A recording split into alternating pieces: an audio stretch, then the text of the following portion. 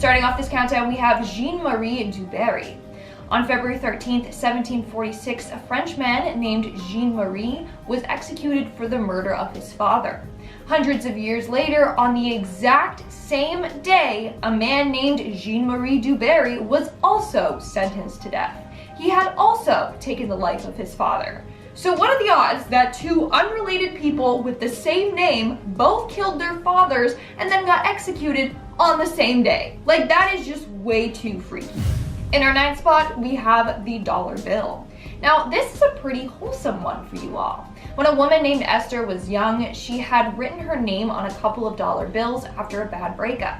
She then told herself that she was going to marry the man that brought the bill back to her. Well, years later, she was dating a man named Paul Gratchen. The day he asked Esther to be his girlfriend, they were at a sandwich shop. As he was paying for the meal, he got handed a dollar bill with the name Esther written on it. The bill she wrote years prior. And in the end, they ended up getting married. Now, how wholesome is that? The universe literally gave her what she had manifested. Coming in at number 8, we have the girls with the red balloon. In 2001, a 10-year-old girl named Laura Buxton decided to release a red balloon from her front yard with a message on it. The balloon said, "Please return to Laura Buxton," and it had her address written on it. Well, this balloon traveled 140 miles and ended up landing on the yard of another 10-year-old girl's house. This girl's name was also Laura Buxton. Like, what are the odds? The two Laura Buxtons ended up meeting and they discovered that they had tons of similarities, not just their age and name. For example, they both had a guinea pig, a gray rabbit, and a 3-year-old chocolate lab. They both also looked alike and dressed alike. I'm telling you, this is just way too freaky. Like, what are the odds? I'm gonna be saying that a lot in this video. What are the odds? Moving on to number 7, we have Mark Twain and Halley's Comet. Every 76 years, Halley's Comet is visible to the naked eye as it soars past Earth. Well, American writer Mark Twain was born on one of Halley's Comets passing in 1835. The next year that the comet was said to pass was in 1910, and Mark Twain predicted that he was going to die that year. He said that he came into the world with the comet and that he was going to leave the world with the comet as well. And Mark Twain was right. Mark Twain passed one day after the comet's closest approach in 1910. So not only did Mark Twain predict his own death, but his birth and death both seamlessly lined up with Halley's Comet. How freaky. In our 6th spot, we have Violet Jessup. Violet Jessup has been named the luckiest woman as well as the unluckiest woman. She also has been given the name Miss Unsinkable, and I'll explain how she got those nicknames in just a second. So Violet was a stewardess and nurse who was on board 3 big sister ships when disaster struck each of them. It started with the HMS Olympic. She was on board the ship when it collided with the HMS Hawk. Then she was on the HMHS Britannic when it struck a mine at sea. And lastly, she was on board the Titanic, and she managed to escape all 3 of these disasters. At this point, she probably was cursed, and after the first accident, she shouldn't have gotten back on any ships ever again. So that's why she's been given the name the luckiest, unluckiest woman to live. She's been lucky to survive all the accidents, but unlucky that they kept happening to her. We're now at our 5th and halfway mark with Daniel du Toit. The irony behind this next story is mind-blowing. So Daniel du Toit was a South African astronomer. Over his life, he discovered and co-discovered several comets. He also spent his days giving lectures. On September 28th, 1981, he gave a lecture on how death can strike anyone at any time. As soon as the lecture was done, he popped a mint into his mouth. The mint then slid to the back of his throat, he choked on it, and died right then and there. So yeah, I'd say his lecture was pretty spot on. In our 4th spot today, we have Harry Zigland. Now, this story is kind of controversial. Some say it's an old wives' tale. Others say that it actually did happen. Now, if it did happen, then this is the definition of karma. So back in the day, there was a man named Harry Zigland who broke a woman's heart. She was so heartbroken that she took her own life. Her brother was so devastated and angry at Harry that he vowed to get revenge on him. So he went out to find Harry with his gun and shot at him. Harry fell to the floor, and the brother, thinking that he had succeeded in killing him, grabbed his gun and took his own life. But Harry survived. The bullet didn't strike him. Instead, it hit and got lodged into a nearby tree. 3 years later, Henry was using dynamite to remove the tree. When he blew it up, the explosion sent the bullet out of the tree and it hit and instantly killed him. It took Karma 3 years, but it finally caught up to him. Coming in at number 3, we have the Hoover Dam. Over the course of the construction of the Hoover Dam, there were 96 deaths. The first death was of a man named J.G. or George Turney. It occurred on December 20th, 1922. He sadly lost his life after drowning in the dam. 14 years later, on the exact anniversary of this guy's death, his son, Patrick Turney, lost his life. He fell from an electrical tower and died. This was also the final death reported during the construction of the dam, meaning the first man to die and the last man were father and son, and it happened on the exact same day. Coming in at number 2, we have Jack Frost and Other Stories. Some things are just meant to be, and you'll believe this once you hear this next story. Children's book author Anne Parrish was with her husband in Paris when they stopped by an antique bookshop from the 1920s. While in there, she found a copy of Jack Frost and Other Stories. She told her husband that that was her favorite book as a child. Well, when he opened the book, it had her name written inside of it. It read Anne Parrish, 209N Weber Street, Colorado Springs. So not only did it have Anne's name in the book, but it had the place she grew up in, Colorado Springs. Seems like Anne was meant to find that book. And in our number 1 spot today, we have the 2 presidents. It turns out that Abraham Lincoln and John F. Kennedy share a lot of eerie coincidences. Besides the fact that they both were American presidents, they both were killed by a gunshot wound to the back of the head.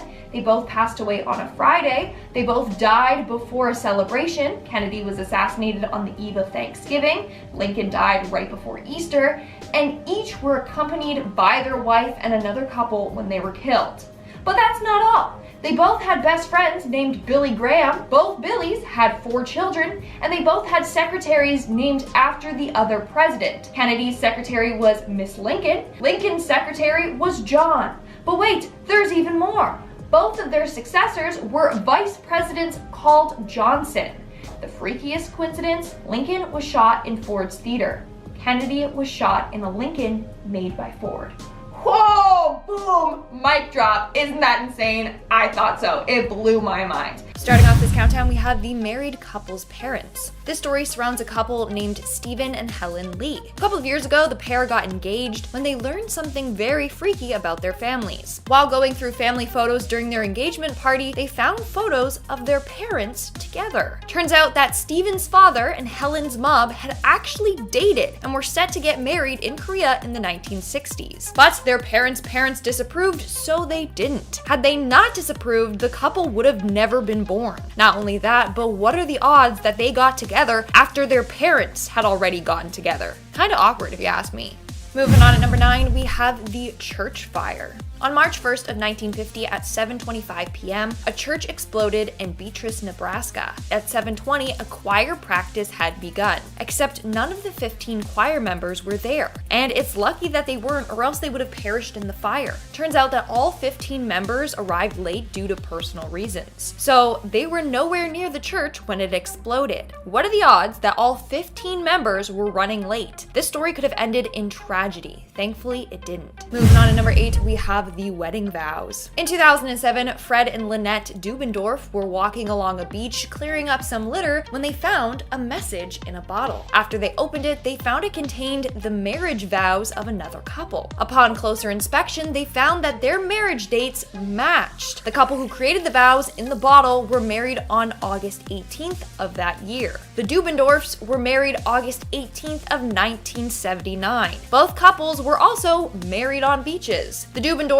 were in complete shock and actually reached out to the other couple. Thankfully, the couple left their address in the bottle. Both couples now believe that their marriages were meant to be, especially Matt and Melody, the couple that that wrote the vows in a bottle, who had several failed marriages before finding each other. They were skeptical about getting married again, but this to them is a sign that it was meant to be. Moving on to number 7, we have Edgar Allan Poe. This is one of the freakiest coincidences I have ever read about. So in 1838, Edgar Allan Poe wrote his only complete novel. It was called The Narrative of Arthur Gordon Pym of Nantucket. The book was about Arthur Pym, who goes on a nautical adventure. He hops on a boat as a stowaway and hides out there. But while aboard the ship, a mutiny occurs and a number of crew members lose their life. There's only 4 members aboard the ship now. One of the men was named Richard Parker. They kept him alive to help them control the ship. However, they encountered a terrible storm and things went south. The remaining 4 people on board are struggling to find food. So Richard was like, let's draw straws. Whoever gets the shortest straw will be killed and the others can eat them.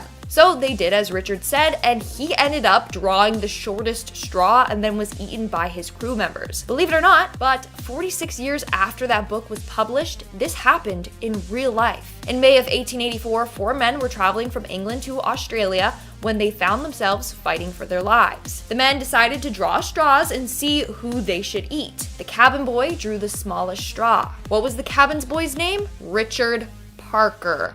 The same name as the guy who got eaten in the book. What are the odds of that? Is Edgar Allan Poe a psychic, or did he write history, or both? Moving on to number 6, we have Redbox. This story comes from Matinee25 on Reddit. A couple of years ago, her and her friend went to Redbox to see if they could rent the movie Tron. For those of you who don't know what Redbox is, basically it's an American video rental company that has these little kiosks you can go to and pick what movie you want, and then you can rent it and you'll get the DVD. So they went there, but they found out that they didn't have Tron. So they were like, okay, screw it, let's just rent another movie. Well, when they opened up the DVD case, turns out that inside was the movie Tron. Someone had put it back in the wrong case. But what are the odds? Because that's the movie that they wanted to see in the first place. Like, out of all the DVDs they could have gotten, they got the one with the switched disc. We are now at our 5th and halfway mark with the lucky numbers. So this story comes from Yamletef on Reddit. According to them, they were working as a call center operator when they asked the caller for her birthday. The caller said it was April 20th, which was the same birthday as the operator. When the next caller rang in, their birthday was April 27th, which was the same birthday as the operator's brothers. So at this point, the operator was like, okay, what is going on? And then the caller told her that maybe it's a sign and that she should go play the lottery with those dates. And that night, she went to the grocery store, played with those numbers, and ended up winning. It was only $380, but still, that's better than nothing. What are the odds that the winning numbers correlated to the caller's birthdays? In our 4th spot, we have the birthdays. According to a woman named Carrie Lee Simmons, her and her best friend share a number of eerie similarities. First, they both have the same birthdays. Not only that, but turns out that they were born in the same hospital, and their mothers shared the same recovery room. Keep in mind that their mothers were complete strangers. Then, 17 years later, the two connected and became best friends. When they found out that they were practically born beside each other, they completely freaked out. That's how you know that friendship is meant to be. In our 3rd spot, we have the sign. This next story is from Reddit user EricFP23. So the day in which her grandfather died, her mother had been sitting in bed next to him, comforting him. Before he passed, she whispered to him, "Tell Richie I say hi." Richie was her ex-husband who had passed away a couple years earlier. A couple of days after her grandfather's passing, Erica and her mom were at Walgreens when all of a sudden a huge truck drove by with some writing written on the side of it. It read, "Richie says hi." I am speechless. Like, that's just goosebumps. And Erica and her mom were speechless too. It's either just a super eerie coincidence or Richie sent that message from the grave. Moving on to number 2, we have the taxi driver. I'm sorry, but this one is a little depressing compared to the other stories on today's list. In 1974, a man was riding his moped scooter in Bermuda when he was struck and killed by a taxi. 1 year later, his twin brother was riding the exact same scooter when he was struck and killed by a taxi as well. The taxi was driven by the exact same driver who took his brother's life. So not only did the twins die the exact same way, but they had been killed by the exact same person. And in our number one spot today, we have the life savior. When Su Weifang of China was 50 years old, he was outside near a river by his home when he saw a boy drowning. So he jumped in and saved his life. 30 years later, he rescued another boy from the river. This boy had slipped and fell into the river and didn't know how to swim. Once again, Weifang jumped in and saved this boy's life. Well, turns out that the two people he saved were related. They were father and son. 30 years ago, he saved the boy's father from drowning. Then, he saved the father's son from drowning in the same river. So they believe that this man is their guardian angel. All right, starting off this countdown, we have Thomas W. Lawson. Thomas W. Lawson was a British stockbroker who in 1907 published a book called Friday the 13th. The story was about a stockbroker who tried to make the entire stock market crash on Friday the 13th, hence the name of the book. Little did he know that he would eerily predict the future. On Friday, December 13th of 1907, a ship named Thomas W. Lawson, named after a completely different Thomas W. Lawson, not the author, set sail on her first transatlantic voyage. That day, she sank. Isn't that bizarre? A ship named Thomas W. Lawson crashed and sunk on Friday the 13th. I'm telling you, this guy predicted the future whether he meant to or not. Moving on to number 9, we have the start and end of America's Civil War. In July of 1861, Wilmer McLean's Virginia home was involved in the first battle of Bull Run. In fact, the general of the battle wrote a diary entry about a cannonball crashing through McLean's kitchen. He wrote, and I quote, "A federal shell fell into the fireplace of my headquarters at the McLean house." Now, due to safety reasons, McLean moved his family home from the front lines to a new home in Appomattox County. Well, guess what? The battle ended up ending in his parlor in 1865. So it started in his backyard and ended in his parlor. So he was involved in the beginning and the end. Moving on to number 8, we have the birth chart. This story was shared by Raina Lee R on Reddit. So according to her, her brother's doctor would always get his chart mixed up at the office. And that's because there was another kid under his care with the same first and last name. To make things weirder, they were both born on the same day, just different months of the same year. And their mothers had the same name. What are the odds of that? I'll be saying that a lot in this video, so get used to it. But for someone to have the same first and last name as you, it's absolutely wild. And the same doctor. I just hope that they met and became best friends. Coming in at number 7, we have the Marks. This story was shared by Pata95 Nishta on Reddit. And this story is about to blow your mind. So according to her, her best friend from elementary school has 3 sisters. All 3 sisters grew up to marry engineers. Not only that, but all of their husbands were named Mark. And her best friend, I guess, followed this tradition because when she got older, she also married an engineer named Mark. What are the odds that all husbands' names were Mark and all of them are engineers? This is wild to me. Like, did the sisters do that on purpose? Are all engineers just named Mark? Also, that must be so confusing at family get-togethers and dinners. In our 6th spot, we have the meteor. So it's said that the odds of being hit by a meteor is 1 in 840 million. So the odds of this happening are very, very, very slim. It's next to impossible. Well, the impossible happened to a family in France. One night they were hit by a meteor which had been flying through space for more than 4.5 billion years without hitting a target. Then all of a sudden it just crashed into their home. Thankfully, no one was hurt.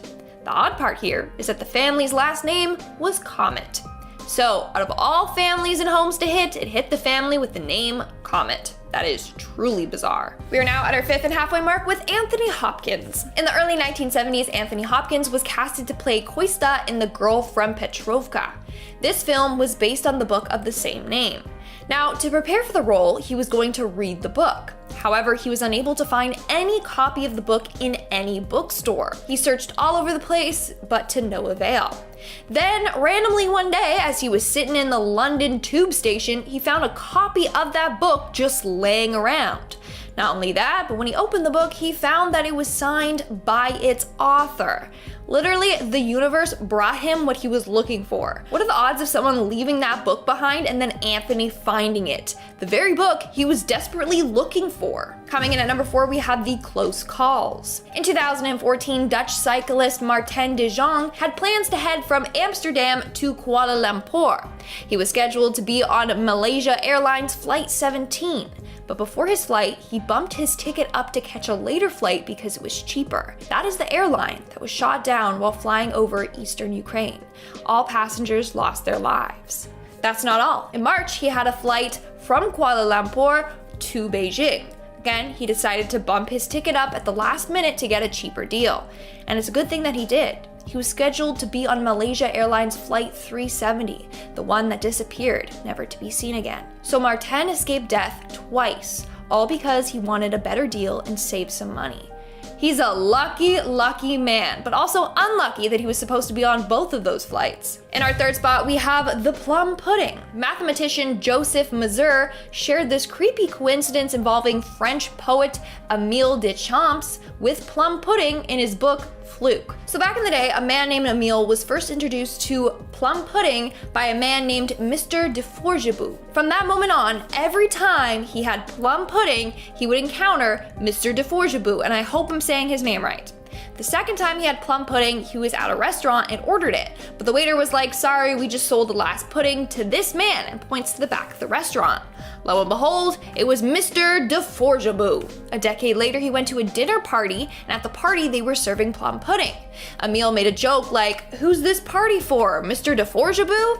And at that very moment, he walked through the door. But he wasn't even supposed to be at that party. He had accidentally come to the wrong door on his way to another dinner party. So what are the odds that every time that this man had plum pudding, Mr. de Forgebus was there? It's kind of like Beetlejuice, you say his name 3 times and he'll appear, except in this case, you have plum pudding and he'll appear. Moving on to number 2, we have Flight 666. Now this one gives me the absolute creeps.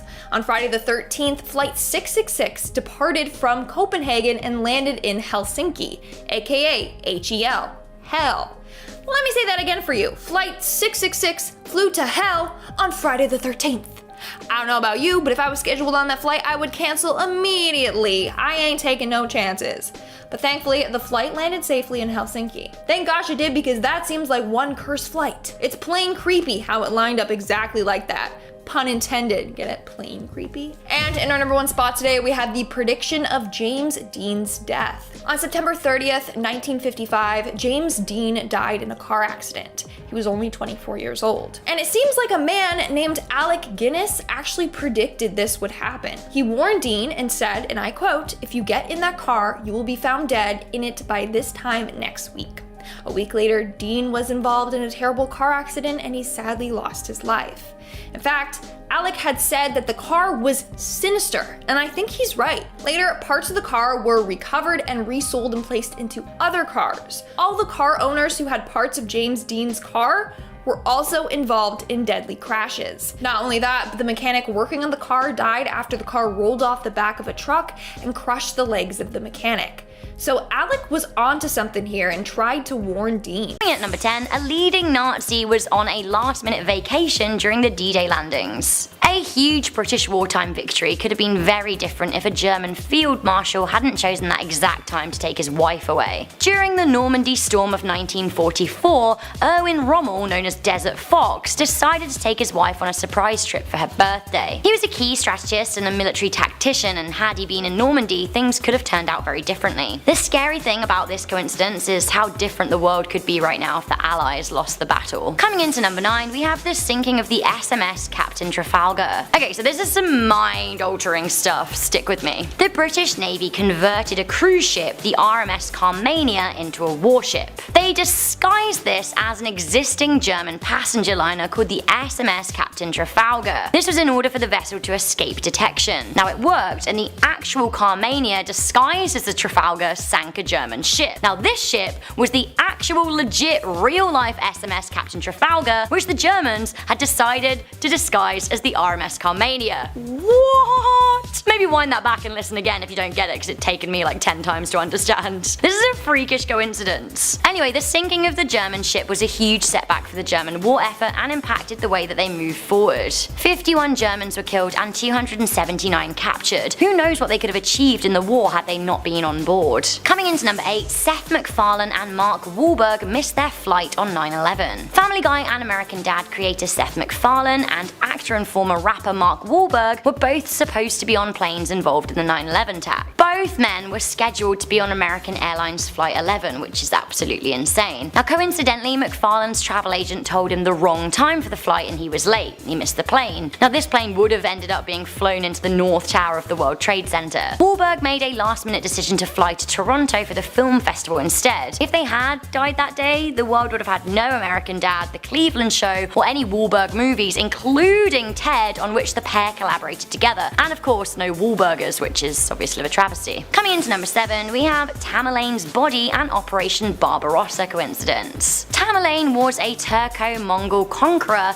and the founder of the Timurid Empire. He lived between 1336 and 1405, but his tomb was opened and his body exhumed by the Soviets just days before the Nazi troops launched a planned attack. His tomb was said to hold a curse that read, "When I rise from the dead, the world shall tremble. Whomsoever opens my tomb shall unleash an invader more terrible than I." Now 3 days later, Hitler launched Operation Barbarossa, the largest military invasion of all time with heavy losses. This is a really scary coincidence. Barbarossa, of course, was an event that changed the world and also marked the decline in Hitler's stronghold. Coming into number 6, we have the weird events surrounding the sinking of the Titanic. Now the sinking of the Titanic was eerily foreshadowed in Morgan Robertson's The Wreck of the Titan. The story, written in 1898, so 14 years prior to the sinking of the Titanic, depicts scarily similar circumstances. A luxury ship, the Titan, is hailed as unsinkable. It then hits an iceberg on a cold April night and goes down. Sound familiar? Also in the book, the boat is a similar size and length to the Titanic. It travels around the same speed, and drumroll, there were not enough lifeboats for passengers. Is this a weird coincidence, or was Robertson a clairvoyant? Obviously the sinking of the Titanic really did change history for,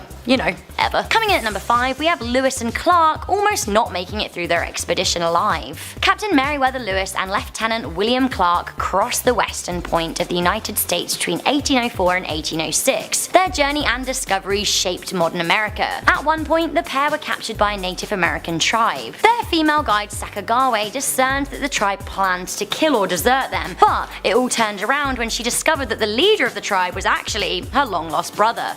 Weird. She was stolen by a rival tribe when she was younger, and she only just recognized him then. As a result, the crew were gifted horses and allowed safe passage. What a coincidence. If that hadn't have happened, well, honestly, who knows. Coming in at number 4, we have the savior that was Teddy Roosevelt's thick speech. Theodore Roosevelt was very nearly killed in 1912 when he campaigned for re-election, but he was saved by a thick speech and a glasses case. In an eerie coincidence, Roosevelt placed the folded up paper and glasses case in his breast pocket, the exact area he was shot by a saloon keeper, John Flaming Schrank. He was saved by the contents of his pocket, and as he was not coughing up blood, he concluded that his lung hadn't been pierced, so he would continue his speech. On stage, he said, "I shall ask you to be as quiet as possible. I don't know whether you fully understand that I've just been shot, but it takes more than that to kill a bull moose." Bull moose. Good. Coming into number 3, we have the eerily weird circumstances surrounding the assassinations of President Lincoln and President Kennedy. So the assassinations of Abraham Lincoln and John F. Kennedy have some very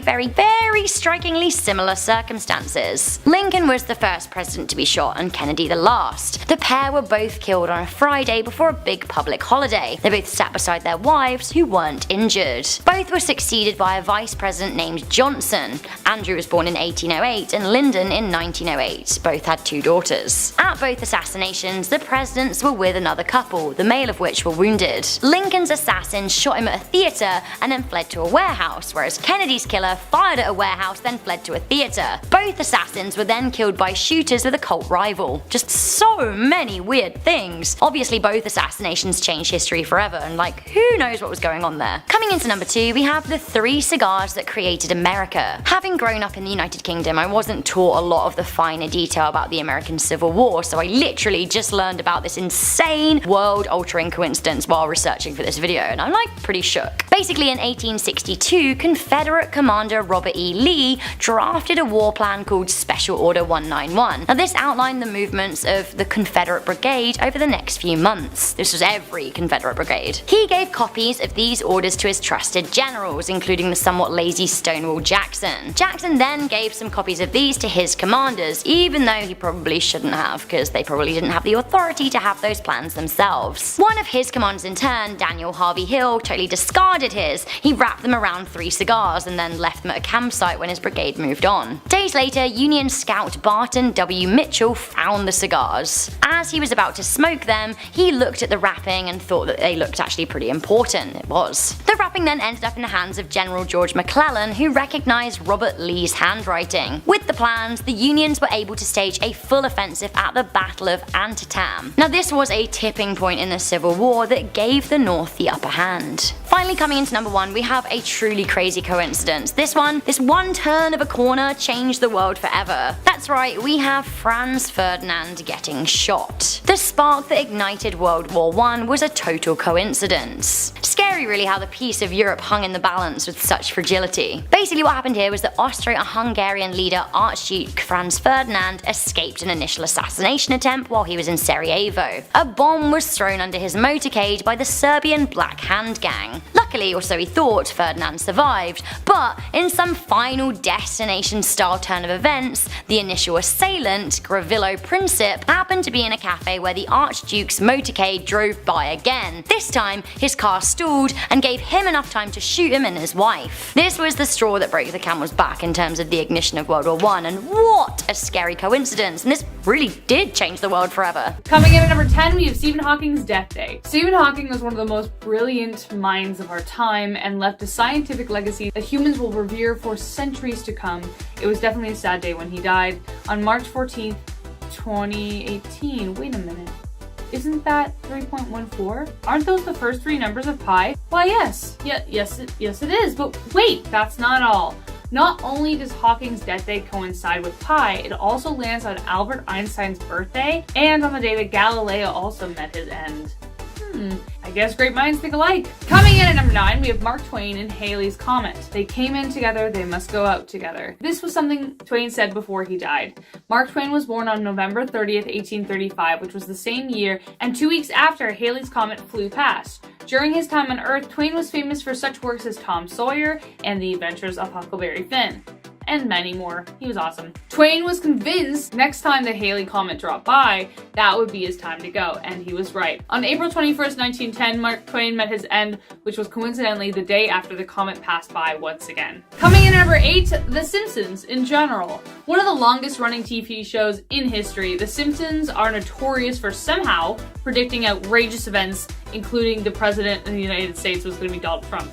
If you watched the episode with Donald Trump as president today, you would probably have thought it was just another comedic, satirical episode of a TV show to do at the time. But the thing is, they wrote that sucker 19 years ago. How on earth did they guess that? With the show running for over 30 years, themes occurring in the show are eventually going to happen in real life, maybe. But this? They predicted a 3-eyed fish, a circus entertainer getting attacked mid-performance, even the Ebola outbreak. I think we can safely put down The Simpsons as one large coincidence, considering the amount they've had. They happen so often that the questions of whether they are psychic or actually secretly controlling events, I don't know, these are just things we need to know. Like right now. These kinds of coincidences just need an explanation. Coming in at number 7, Catherine Eddowes and Mary Kelly. Jack the Ripper. That's pretty much all I need to say to get all the cold case crime fanatics interested. Are you ready? This next coincidence is a lot darker. Catherine Eddowes was one of Jack the Ripper's victims, taken only an hour after Elizabeth Stride.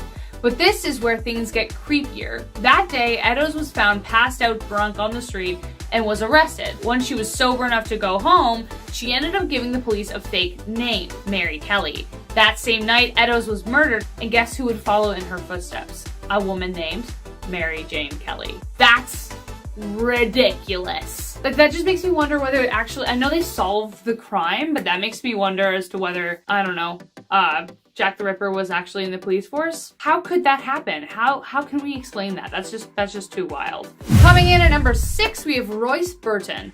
Are you ever right in the middle of telling a story when the very person you're talking about walks into the room? There are 2 subtle reactions. One, pretend you weren't talking about them, depending on what you're talking about, gossiping, just pretend. What? Oh, what's that? Oh, who's that? Oh, hey! That's what you do. And the second one, you just look at them and go, oh, speak of the devil. Royce Burton had the latter reaction, though it's kind of cooler, when the very stranger who saved his life strolled in right as he mentioned him. Royce used to be a Texas Ranger, and one night while patrolling the Rio Grande in 1940, he got lost and tried to climb up the cliff to find his way. As he was nearing the edge, he almost fell, but then the hand of a man named Joe, reached out and hoisted him up. The two men lost contact when they both joined the war, and 25 years later, Burton had become a teacher and he was in the middle of the story when Joe strolled in. Not missing a beat, Burton said, I'll let Joe finish the story. And his whole class were like, what? These guys hadn't seen each other in 25 years. And apparently Joe had been looking for him, and the rest is the rest of the story you know. Coming in at number 5, you know when you meet that special someone and you just know you're meant to be. Some people are so lucky, and this couple got a physical sign that they were in the right place at the right time. Melody Kloska and Matt Burr were married on August 18th on the beautiful Wisconsin beach. A week later, they took their vows, placed them in a bottle, and watched them go on their merry way as they let them drift on Lake Michigan, only to be recovered by Lynette and Fred Dubendorf. To their delight and surprise, the wedding date matched theirs as they were married on August 18th, 1979, almost 28 years earlier. If that's not a sign of forever love, then I don't know what is. Coming in at number 4, speaking of signs, many people often look for the right signs when making a big decision or when looking for love. After going through a rough breakup, Esther Gracken wrote her name on several dollar bills and promised herself that she would only marry the man who brought one back to her. Wow, wouldn't you know? A few years later, a man named Paul dating Esther for a while, and he decided one day he's gonna ask her to be his girlfriend. That same day, as he was going to pay for his sandwich, he noticed that his dollar bill had Esther's name on it, written in pencil. Weird. He was just thinking about her. He decided to frame it and save it for her as a gift. When she got it, she gasped but didn't say anything until a few years later, because she didn't want to jinx it, when they were married. That was when she told him the story, and the two have lived happily ever since. Can't be explained, but it's pretty damn cute. Coming in at number 3, Parent Trap. So first off, consider the chances of actually conceiving twins. About 1 in 250, so that's already a cool thing. But then imagine you pull a parent trap and discover you have actually had a twin your entire life, but you were separated at birth, and then you find out that not only do you look identical, your lives are too. This is exactly what happened to two men when they were reunited at age 39. They were both named James, they both grew up to be police officers, and both their wives were named Linda. Each also had a son named James Allen and a dog named Toy. Then they both got divorced and both married a woman named Betty. What are the chances of that? More like one in a billion than 1 in 250. Coming in at number 2, we have Richard Parker and Edgar Allan Poe. Edgar Allan Poe, master of the macabre. This man's mind went to some pretty dark, albeit creative places. Some even say he predicted the future, which could be the only explanation for this coincidence. The narrative of Arthur Gordon Pym of Nantucket is one of his most terrifying, as it recounts the tale of sailors forced to eat a cabin boy named Richard Parker after being stranded on a boat after a shipwreck. People guffawed at Poe when he said that this was based off a true story, though there were none like it at the time. What is insanely creepy about the story is that 50 years later, the exact same event happened, mimicking the story in eerily close ways. The most ominous being that the boy the real sailors ate, his name was Richard Parker. And coming in at number 1, Violet Jessup. Luck and coincidence often go hand in hand, especially for Violet Jessup. They called the Titanic unsinkable, but I think they meant her. This woman survived not 1, not 2, but 3 shipwrecks, including the aforementioned Titanic. She was either really lucky or a bad omen, or both. Probably both. She worked as a nurse and stewardess on the HMS Olympic when it was struck by the HMS Hawk.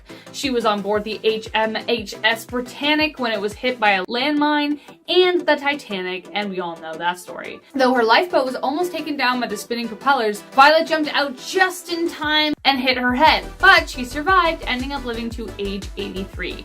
How could one woman be so unlucky and lucky to survive 3 iconic shipwrecks? Must be a coincidence. Starting off this countdown, we have the 4th of July. The 4th of July is a big celebration in America. The holiday marks the signing of the Declaration of Independence. But did you know that a lot of US figures have died on July 4th? In fact, 3 of the first 5 US presidents died on this date, 2 within hours of each other. John Adams and Thomas Jefferson both died on July 4th, 1826. The fifth president, James Monroe, exactly 5 years later passed away as well. Seems to be a deadly date for presidents. Like, what are the odds? In our ninth spot, we have Barbary Shore. Barbary Shore is a novel written by Norman Mailer. It's about a character who rents a room in a Brooklyn boarding house in order to write a novel. Then a minor character is introduced, and it's his neighbor who turns out to be a Russian spy. Well, after the novel was finished, Mailer's neighbor was arrested for being a Russian spy and hiding out in his apartment, just like in the book he wrote. And he had no prior knowledge of his neighbor. Now that's freaky. In our eighth spot, we have The Omen. The Omen is a 1976 horror movie that caused a number of real-life tragedies. As a result, it's been called a real-life horror movie or a cursed one. A number of the cast members got into horrific accidents. For example, special effects consultant John Richardson got into a crash, and his assistant, Liz Moore, was cut in half during an accident, similar to the death of a character in the actual film. That's not all. The screenwriter and executive producer were both on different planes that got struck by lightning on different occasions. It's just wild how so many cast and crew members experienced tragedy after working on the film. Is this a coincidence, or is the film actually cursed? In our seventh spot, we have William Shakespeare. More like William Shakespeare, because I was shook after hearing this. So Psalm 46 in the book of Psalm reads, "Here was I like a psalm." The freaky part is that this is an anagram for William Shakespeare. Arrange the letters and it spells his name. But wait, it gets weirder. The 46th word in Psalm 46 in the King James Bible is shake, and the 46th word from the end is spear. And how old was William Shakespeare when the King James Bible was first completed? He was 46 years old. So someone explain this to me. Please go ahead. Try and explain this. Coming in at number 6, we have the Grimm twins. In 1940, a set of twins were put up for adoption when they were only 3 weeks old. They both ended up getting adopted by different parents, so they got separated. They were raised differently, however, both lived near identical lives. First off, we got their names. Both adoptive parents named their son James, but the boys wanted to be called Jim. So you got Jim Lewis and Jim Springer. Keep in mind, they lived separately and had no contact with each other. It gets weirder. Both Jims had a dog. They both named the dog the same. They named it Toy. In school, they both enjoyed math and carpentry, but had trouble with spelling. Both Jims went on to marry a woman named Linda, then they both ended up divorcing Linda, and then they married again. This time, they both married a woman named Betty. So you're telling me that they both married someone with the same name, not once, but twice? What are the odds? Later on in life, both of them had a son. They both named their sons James Allen. They both drove the same car in the same color, and both were chain smokers. In 1979, both the Jims actually met each other and realized just how similar they were. Like, this is wild. They had the same habits and everything. We're now at our 5th and halfway mark with My Way. My Way is a beautiful song by Frank Sinatra, but it also might be cursed. Why do I say that? Well, at least 6 people were killed in the Philippines between 2000 and 2010 while singing My Way. Karaoke is a pretty popular pastime in the Philippines. However, this song is now associated with bad luck there. One time, a man was shot by a security guard for singing this song badly at a bar.